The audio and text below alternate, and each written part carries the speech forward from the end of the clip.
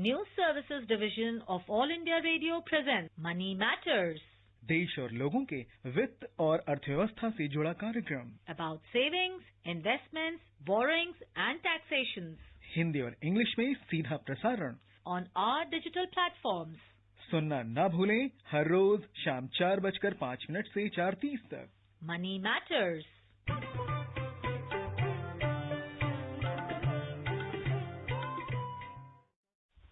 Hello, good afternoon and welcome to Money Matters, our daily show on all things to do with personal finance. You're listening to Money Matters on the official All India Radio News YouTube channel. This is an interactive show where you can also participate, and you can do that simply by typing your comments in the live chat section, comments or question. Or you can also send us an email on moneymatters.air@gmail.com. That's moneymatters with an S. We announce the topic of the show one day in advance so that you can send in your questions in advance. So as announced earlier, our topic for today is residential status of a taxpayer. I'm Ravi Kumar and with me is my co-anchor in Hindi, Vishal Sharma. नमस्कार, money matters में आप सभी का स्वागत। देश और लोगों के वित्त और अर्थव्यवस्था से जुड़े इस कार्यक्रम में हम प्रतिदिन एक निर्धारित विषय पर अपनी चर्चा केंद्रित करते हैं। आज का विषय है करदाता की आवासीय स्थिति यानी residential status of tax payer. श्रोताओं, इस कार्यक्रम में हम आपके सवाल भी शामिल करते हैं। सवाल भेजने के लिए हमारा ईमेल आईडी है moneymatters.air@gmail.com। आज कार्यक्रम में हमारे साथ चर्चा के लिए आमंत्रित हैं आर्थिक विशेषज्ञ यामिनी अग्रवाल। यामिनी, नमस्कार। मनी मैटर्स में आपका बहुत बहुत स्वागत। नमस्कार, धन्यवाद।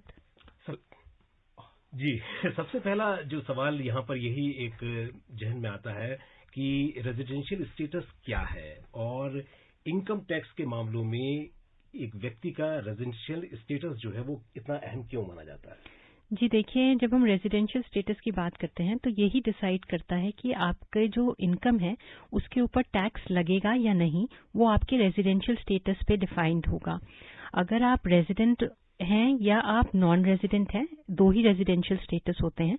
अगर आप रेजिडेंट हैं तो रेजिडेंट ऑर्डिनरी रेजिडेंट है या resident but not ordinary resident है। ये इस पे डिफाइन करेगा कि आप किस इनकम पे टैक्स देंगे या किस इनकम पे टैक्स नहीं देंगे। उसके लिए हम इनकम्स को भी डिफाइन करते हैं, इंडियन इनकम और फॉरेन इनकम। तो जहां तक रेजिडेंशियल स्टेटस है, वो रेजिडेंशियल स्टेटस एक इंसान का उसके प्रीवियस ईयर में डिफर कर सकता है कि किस स्थिति में वो भारतवर्ष में कितने दिन रहा है। तो कुछ बेसिक कंडीशंस हैं रेजिडेंशियल स्टेटस की।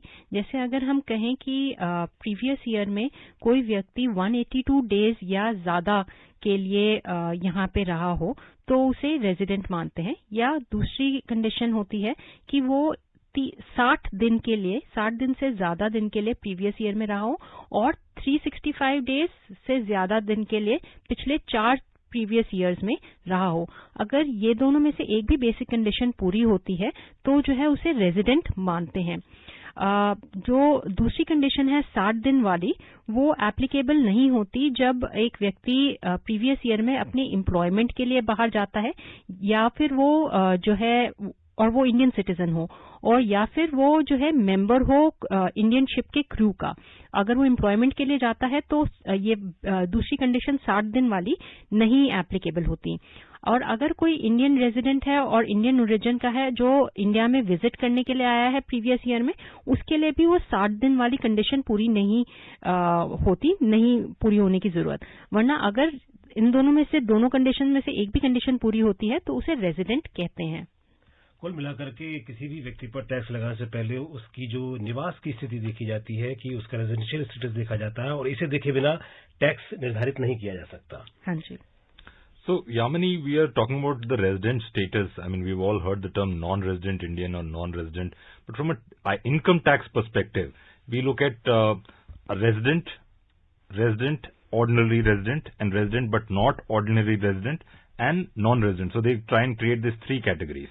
Now, if I try to simplify things, let's say, for example, I travel, I'm just giving an example, I don't, but let's say I travel abroad a lot, and you mentioned 182 days. So if I stay outside India in all my foreign trips for a period of 183 days, do I become a non-resident? If you travel for more than 183 days, then in that particular case, you become a non-resident. However, if you don't travel for, let's say, if you are here for more than 182 days or more in India, then you remain a resident.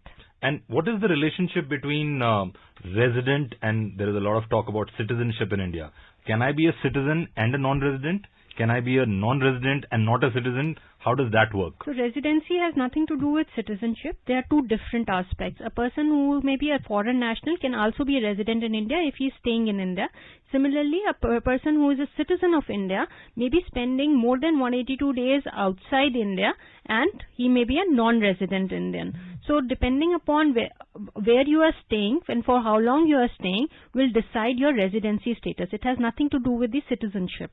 So what is the purpose that the income tax department has done in making, because it sounds very intimidating and very complicated, trying to make normal people into resident and ordinarily resident and resident but not ordinary resident. I suddenly feel like I'm not a human being anymore. So why would the income tax department do such complicated things to normal human beings? What is the purpose behind this? The purpose is to define the tax incidence on an assessee. So you can have an assessee who can be an individual, who can be an Hindu undivided family, a firm or an association of persons, a joint stock company or any other assessee. Now any of these people can be have to be assessed for the incomes that they earn, and they can earn Indian incomes or they can earn foreign incomes. So in the hands of the residents of India, the foreign incomes and Indian incomes are both taxable.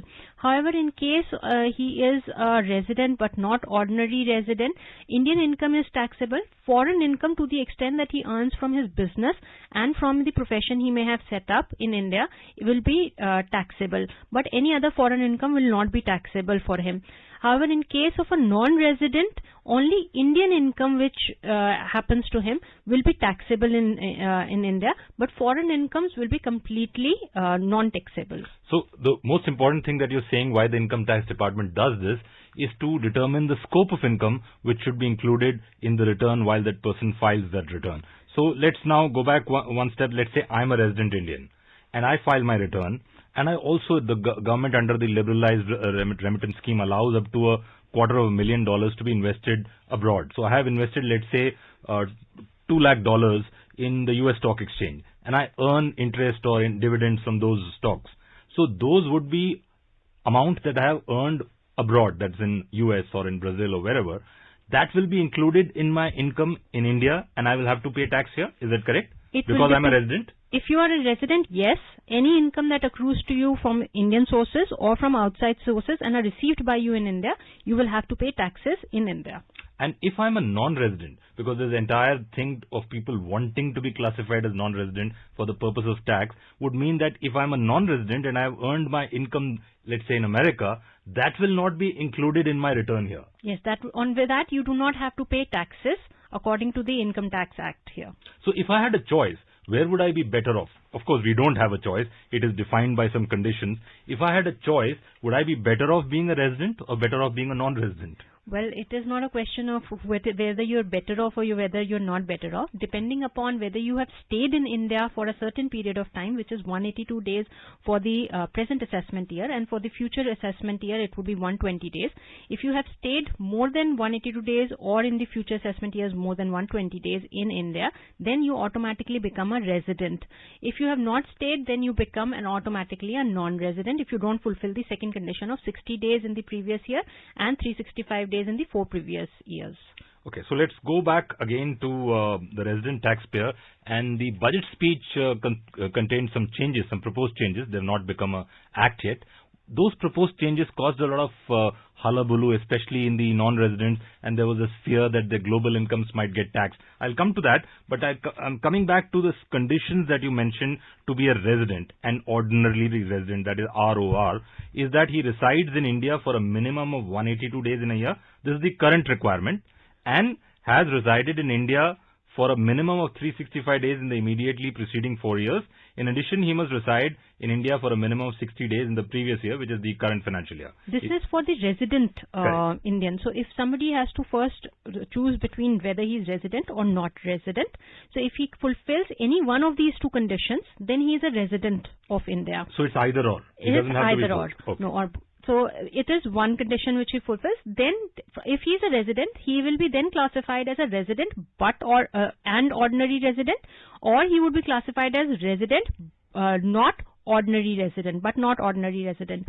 For that, he has to fulfill two more conditions for being resident and ordinary resident. The two conditions are that if he is a resident in India and at least 2 out of the 10 previous years immediately preceding the relevant previous year. Okay, let me interrupt you here, and for the purpose of some of our listeners who might not be so conversant, please explain the difference between previous year and assessment year. So a previous year is the year in which you earn the income, and it starts from 1st April to 31st of March.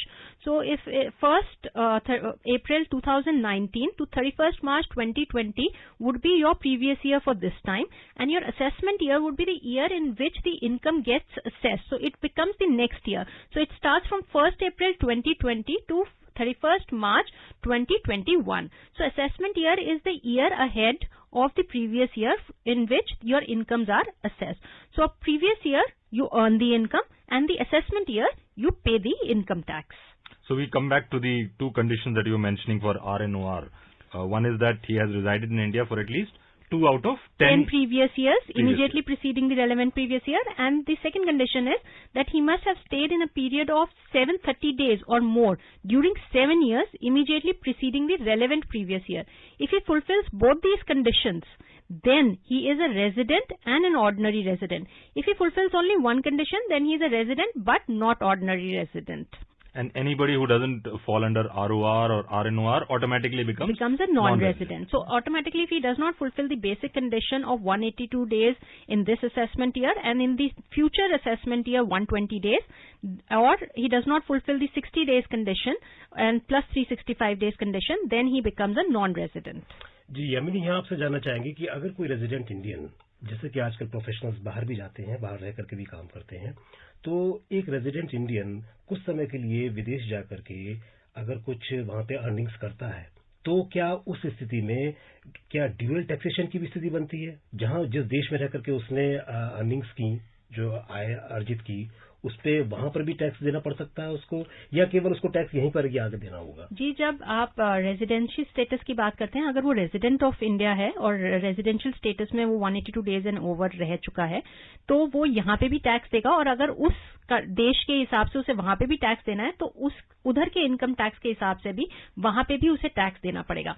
पर हमारी कुछ double taxation treaties हैं, जिसके तहत हमने ये माना है कि अगर एक इंडिविजुअल 2 कंट्रीज में अर्न कर रहा है और उनके इनकम टैक्स के हिसाब से वो एक जगह इनकम टैक्स पे कर रहा है उस इनकम के ऊपर, तो दूसरी जगह वो इनकम टैक्स नहीं पे करना पड़ेगा। पर ये निर्भर करता है डबल टैक्सेशन ट्रीटीज पर, और ये भी निर्भर करता है कि वहां का इनकम टैक्स लॉ क्या कहता है।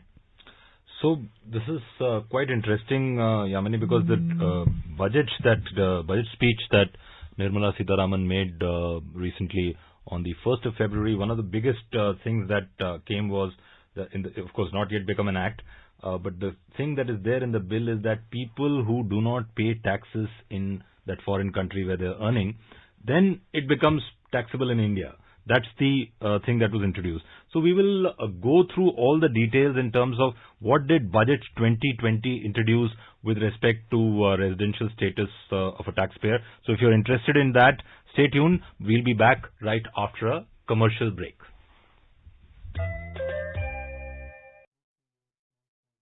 Welcome back to Money Matters, and we'd like to tell you that our topic for tomorrow's Money Matters is cyber security. So if you have any queries about cyber security, do email them to us at moneymatters.air@gmail.com, or you can come live and use the live chat option and ask a question straight away. So don't forget to tune in at 4:05 p.m. tomorrow to listen to Money Matters dedicated to the topic cyber security. Or if you miss it, you can go to our YouTube channel, click on the playlist called Money Matters and listen to any of the shows. You will clearly see the topic of the show and even the date mentioned on the video thumbnail. So, Yamini, coming back to Budget 2020 and its impact on the residential status of a taxpayer. So, briefly highlight what is the major change that Budget 2020 is proposing vis-a-vis the residential status. So what it is saying is that, you were a resident in India if you fulfill the condition of 182 days or more staying in India. So now it says that instead of 182 days, it will be 120 days. And primarily the purpose of changing this number of days is to bring more number of people in the tax net in terms of the foreign incomes that they earn in India, from outside India. So why was there such a lot of initial hullabaloo about a lot of people, especially in Gulf, who were working there, who were suddenly very worried that their incomes there might, because a lot of people in the Gulf do not pay taxes, that they would have to pay taxes on that. And has there been a clarification on that? Yes, they've been specifying that, if you have been earning a particular set of income and you are a resident in India, then you need to pay an income tax there. And in many of the Gulf countries, they're not paying any taxes. So the particular income that they're earning, they're not paying taxes either there or here. Okay, so we talked about the residential status, that this is currently applicable. The budget proposes that this status will change from 1st April 2021. That means for the assessment year that starts 2021-2022, which applies to the previous year, which will start in 1.5 months from now, that is 1st April 2020. Is that correct, Yamini? Yes, that is correct. So in the current regime, that is when we are talking on February in 2020, we are talking about a resident taxpayer who needs to satisfy either of the two conditions: resides in India for a minimum of 182 days in a year, or has resided in India for a minimum of 365 days in the immediate preceding 4 years. In addition, he must reside in India for a minimum of 60 days in the current financial year. Is there any change in this proposed in the budget? No, for this particular assessment year, there is no proposed change. But for the next assessment year, there is a proposed change. So once this gets passed, this finance bill becomes an act, would the resident taxpayer now be classified as differently? What would that be? So if in the particular case, if you are residing for more than 120 days, then you will be classified as a resident.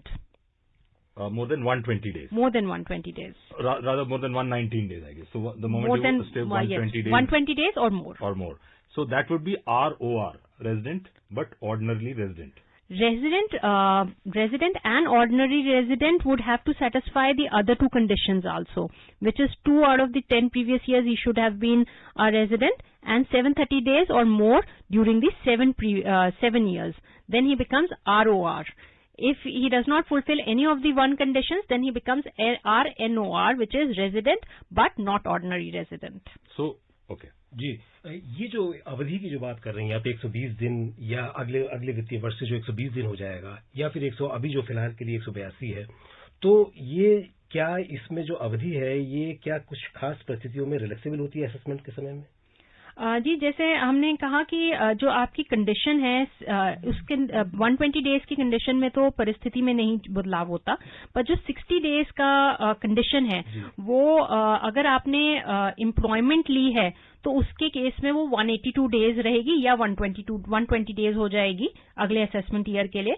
और अगर आप किसी ship में काम करते हैं और आप इंडियन क्रू का पार्ट हैं और इंडियन सिटीजन हैं, तो उस पर्टिकुलर स्थिति में भी वो 60 डेज की जो अवधि है प्रीवियस ईयर में प्लस 365 डेज की, वो हो जाएगी 182 डेज इस असेसमेंट ईयर के लिए, और अगले असेसमेंट ईयर के लिए 120 days.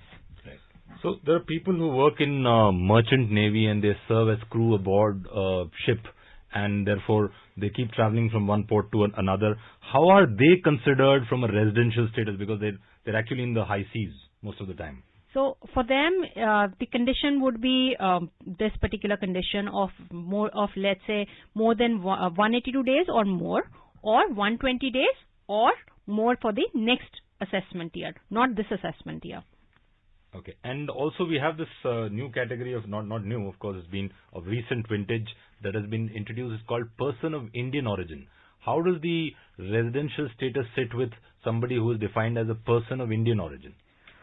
So what we talk about of a person of Indian origin is person who is born out of either of the parents who have been in Indian, or of a person who has his grandparents, which includes maternal or paternal grandparents, who have been born in the undivided India. So then he is given the status of a PIO, which is there. So person of Indian origin. And a person of Indian origin is usually relaxed in the case of a residential status when he is visiting India in terms of the condition of the 60 days, which then becomes 182 days. So now, of course, we have barely 1.5 months to go before the next financial year, or as you called it, previous year starts. Let's take an example and try and understand this.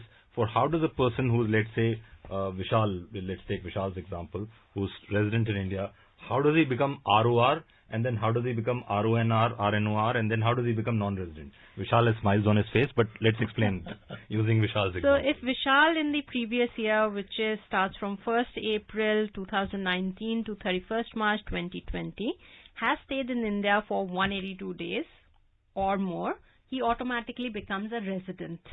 And since he becomes a resident, then we check in the last two previous years, was he staying here for 182 days or more or not? Or so. If that is so, then he fulfills the first condition. Then we see then for last 7 years, was he here for 730 days or not? If he fulfills both these conditions, he becomes ROR, which is resident and ordinary resident. If he fulfills, he says that in this previous year, I was here for 182 days or more. But in the last year, I was not here for more than 10 days. And to that previous year also, I was not there for more than 10 days. Then he automatically becomes resident, but non-resident Indian. Not ordinary resident. And how does he become non-resident? So he has to probably visit outside and stay for more than 182 days to become to be a non-resident, which probably now he possibly cannot opt for. Now for the next financial year, if he wants to become a non-resident, he should choose to stay for less than 120 days in India. And in the budget explanatory memorandum and even the budget speech, the finance minister mentioned that this change from 182 days to 120 days is being made because many people who are having incomes and largely having families and their businesses in India are misusing this provision of 182 days to kind of not report their incomes. So can you please throw some light on that aspect of the proposal? So people who were earning foreign incomes would largely try to manage their stay in such a manner that they would stay 6 months here and would stay 6 months outside, and thereby their foreign incomes may not become taxable in India. Besides, they were using this particular condition for even getting the RNOR status at times, and thereby not allowing their foreign incomes to be taxable in India. So which was causing a loss to the Indian Exchequer, the government, and automatically they wanted to make people liable for their foreign incomes also, had they been here for more than 4 months. So they shifted the particular time period from 182 days to 120 days. And in the budget proposals that you see, there have been a lot of proposals. There's been an altogether new alternate code of taxes, rate of taxes that has been proposed for people, which is an option that is given to people.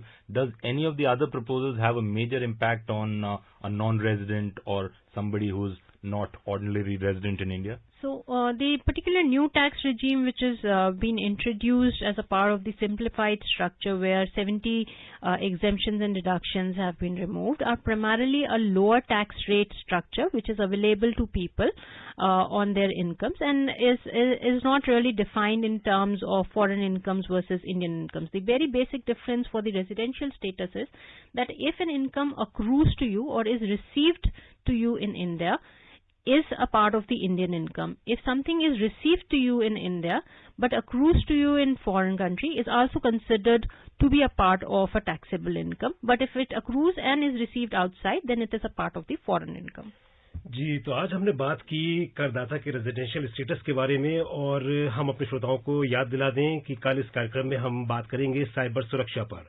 तो यामिनी, कार्यक्रम में आने और हमारे श्रोताओं को इतनी बहुमूल्य जानकारी देने के लिए आपका बहुत बहुत धन्यवाद। धन्यवाद। Do send in your questions on cyber security in advance at moneymatters.air@gmail.com. Thank you, Yamini. Thank you, Vishal. And that's a wrap from this edition of Money Matters. Namaskar.